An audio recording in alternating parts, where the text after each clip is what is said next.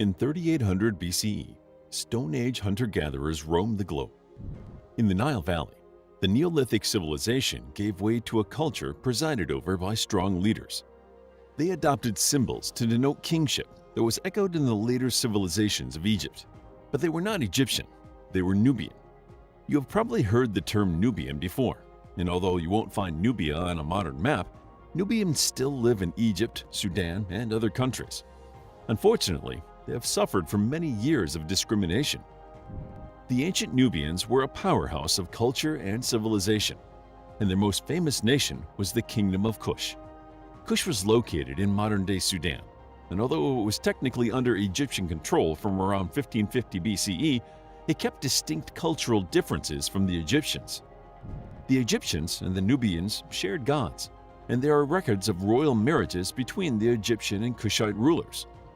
Egyptian art depicts the Nubians with darker skin and cropped hairstyles, and Nubian art shows them wearing animal skin cloaks, large earrings, and patterned fabrics. There were many power struggles between Egypt and Nubia, and in the mid-8th century BCE, a Kushite king named Kashta conquered Upper Egypt. Kashta's son, Pi, continued his legacy and soon had the rest of Egypt under his control.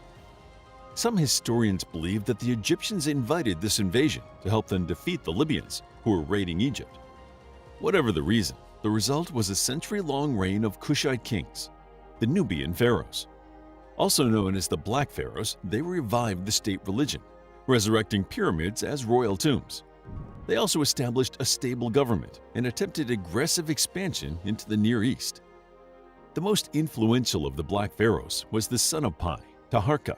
He oversaw massive construction projects across Egypt and expanded temples and monuments. The Kushite rulers are known as the 25th dynasty of Egypt and ruled from roughly 743 to 653 BCE. Once the Assyrian Empire had driven the Nubian pharaohs from Egypt, the Egyptian rulers of the late period attempted to erase all evidence of the 25th dynasty.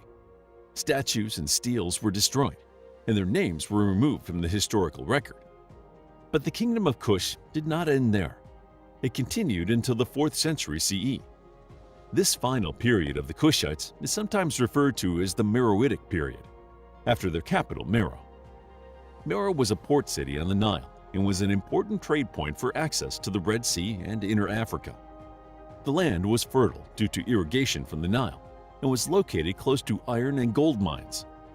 The Meroitic culture used pyramids as a kind of giant headstone for the tombs of their kings, queens, and nobles, and beneath each pyramid lay a burial chamber.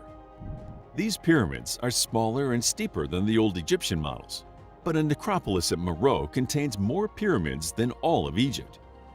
The Nubian kingdom of Kush thrived for many centuries, but was weakened as the Roman Empire began to dominate trade. In around 350 CE, Meroe was abandoned for good. Among their contemporaries, the Nubians were famous for trade. Nubia's geographical position put it in a prime location as a trading hub that could be accessed by all the different peoples in the region.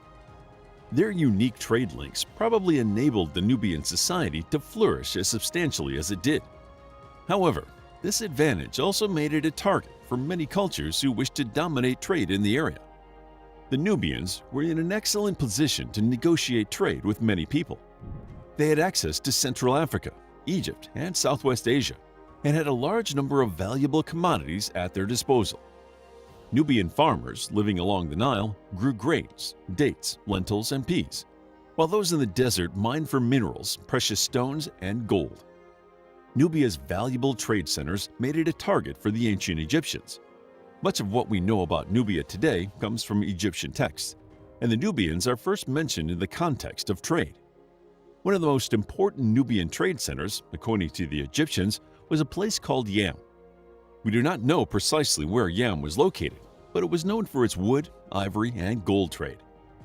The Nubians traded cattle, carnelian, gold, ivory, animal skins, hardwood, and incense with the Egyptians in exchange for manufactured goods, including linen, beer, wine, and vegetable oils. There is evidence that the Nubians relied on the Egyptians for grain, despite some Nubian tribes farming it themselves.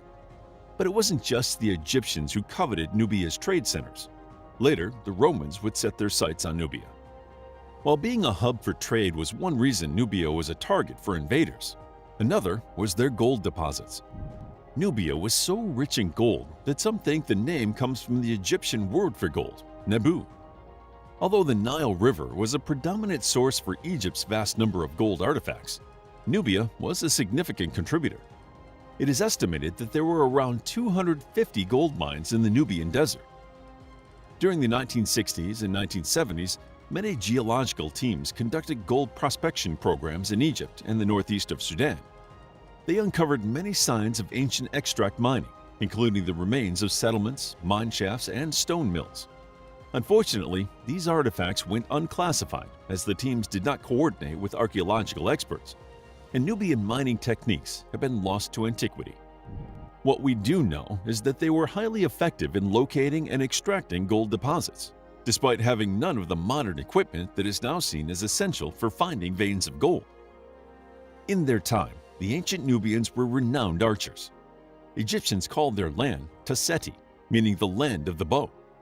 The Nubians used bows and arrows for hunting since at least the Neolithic period, as evidenced by Nubian rock art from around 10,000 to 4,500 BCE. Their skill with a bow provided them with the skins and ivory that they used in their trade deals. The Nubian archers were so skilled that the military forces of other nations valued them highly. There are reports of Nubian archers in the Egyptian army as early as 2300 BCE, when a general of the 6th dynasty of Egypt named Weni employed them as mercenaries. Nubian warriors show up in paintings, reliefs, and tomb models throughout Egyptian history. In the tomb of Meseti, a model of a troop of Nubian archers gives us a wonderfully detailed picture of what these famous warriors looked like. Wearing red and white cloth skirts with necklaces and hairbands, the marching archers carry their bow in one hand and their arrows in the other. This well-preserved example shows us that a band of Nubian archers was valuable enough to be of use in the afterlife. But it was not just the Egyptians that sought to utilize their skills, and in the first millennium BCE, Nubian archers served in the Persian army. Nubians used bows throughout their history, and Nubian royals in the 5th century CE were buried with bows and arrows. At this time, elite Nubian warriors loosed arrows from horseback, employing thumb rings to increase their power and accuracy. In Muslim accounts of their 8th century invasion of Nubia, it is noted that the Nubian archers' accuracy drove the Muslim armies away. The Nubian bow evolved over time to suit the needs of the archer. Ancient rock paintings depict a self-bow. At around 150 centimeters in length, it was not quite as long as the English longbow. The bows were made from a single piece of wood, with recurved tips that bent away from the archer when unstrung. This curve was thought to be achieved by steaming the wood and bending it into shape. Instead of fitting the string by a knot, the Nubian bowyers secured the string to the tip with leather straps, perhaps not wanting to weaken the structure of the bow tip. By 350 CE, composite bows were widely used by the Nubians. These were shorter and probably more popular because they could be used on horseback. Due to the use of thumb rings, we know that these mounted archers used a thumb draw similar to that of the Eurasian steppe nomads. These thumb rings have been found alongside other archery equipment at Nubian burial sites, and some have even been found in the left thumbs of buried archers. Nubia set itself apart from many of its contemporary civilizations with its treatment of women. Not only were women equal to men in many Nubian cultures, but they were also revered. Nubian royal women were extremely powerful, ruling alone in many cases. During their time ruling Egypt, the Nubians developed a culture of appointing the title of God's wife of Amun to their daughters. This was not just an arbitrary title, and the God's wife of Amun would serve as an administrator to the large economic domains belonging to the god of Amun. Cults associated with the goddess Isis were prominent in Nubia. Isis was considered the queen of all gods, goddesses, and women, and her popularity indicates the respect shown of all Nubian women at the time. Nubia also had a strong tradition of warrior queens. Perhaps the most famous of these queens was Amanirenas. She was the second queen of the kingdom of Kush and ruled from 40 to 10 BCE. She had lost both her husband and her eye in battles. She ruled Kush until her death. Amanirenas was most famous for her campaigns against the Roman army. After Rome defeated Egypt, Amanirenas knew that its sights would soon be on Kush.